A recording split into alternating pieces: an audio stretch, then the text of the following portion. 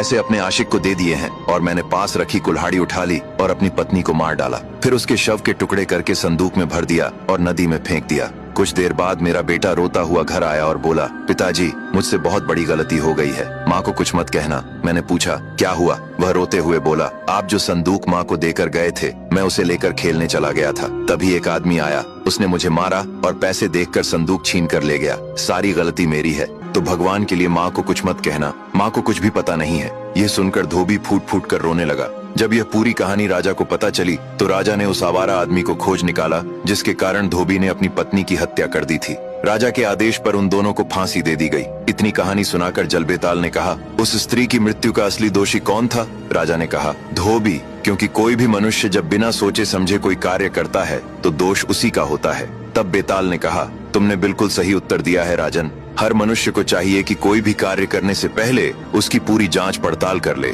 क्योंकि क्रोध में किया गया कार्य अंततः केवल विनाश और पश्चाताप का कारण बनता है। अब मैं तुम्हें बताता हूँ कि तुम्हारा बेटा कहाँ है। एक समय यक्षों और दैत्यों के बीच भयानक युद्ध हुआ था। उस युद्ध में दैत्यों ने यक्षों को पराजित कर दिया। उन्होंने यक्षों की रानी का वध कर दिया और यक्षों के नगर पर अधिकार कर लिया। उस महाविनाश के समय एक यक्षिणी दैत्यों के चंगुल से बच निकली और अपने राज्य की मुक्ति के लिए घोर तपस्या करने लगी। उसकी कठोर तपस्या से प्रसन्न होकर कुबेर प्रकट हुए, जो यक्षों के अधिपति और रक्षक हैं। यक्षिणी ने उनके चरणों में गिरकर दैत्यों के विनाश का उपाय पूछा। कुबेर ने कहा, दैत्यों का अंत किसी साधारण यक्ष या योद्धा से संभव नहीं है। यह कार्य उसी बालक द्वारा होगा जो यक्षों की रानी के पुण्य से जन्मा हो। यक्षिणी ने व्याकुल होकर कहा, परंतु प्रभु, यक्षों की रानी तो युद्ध में मारी जा चुकी है। तब कुबेर बोले, रानी का अंत नहीं हुआ है। उनका पुनर्जन्म मनुष्य लोक में एक साधारण तेली के घर में हुआ है। उसी जन्म से एक बालक उत्पन्न होगा। वही बालक आगे चलकर दैत्यों का संहार करेगा।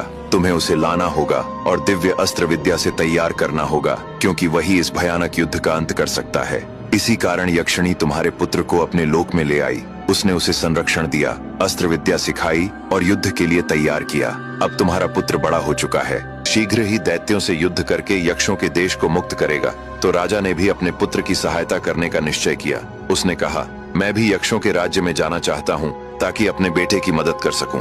जलबेताल ने कहा, राजन, यदि तुम मनुष्य रूप में देव देश जाओगे तो किसी दैत्य या यक्ष के हाथों मारे जाओगे। इसके लिए तुम्हें अपना रूप बदलना होगा। इतना कहकर जलबेताल ने पुकारा, हे जल की रक्षा करने वाली देवी, प्रकट होइए। इतने में सरोवर का पानी फट गया और उसमें से एक अत्यंत सुंदर देवी प्रकट हुई। बेताल ने उनसे प्रार्थना करते हुए कहा, हे देवी, यह मनुष्य कई वर्षों से अपने पुत्र के वियोग में तड़प रहा है और अपने पुत्र की खोज में निकला है। इसकी सहायता कीजिए और इसे यक्ष के रूप में बदल दीजिए।